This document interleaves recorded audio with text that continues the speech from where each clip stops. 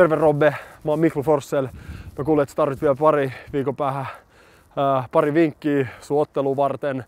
Ja mä haluan antaa sulle tänään yhden erittäin hyvän vinkin ja se on vartaloharhautus.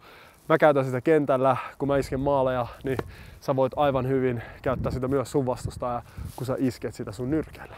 Eli kun sä tuut vastustaja kohden, niin muista käyttää kroppaa tarpeeksi paljon, varsinkin yläkroppaa. Mä näytän sulle, miten se menee.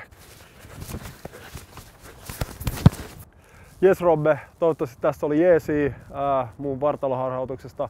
Nyt teillä Facebookissa on mahdollisuus antaa teidän omat vinkit Robbelle ja voittajalle lähtee tää iso Robbe ja tietenkin liput matsiin, niin käykää heittämässä omat kommentit ja neuvot. Tsemppi!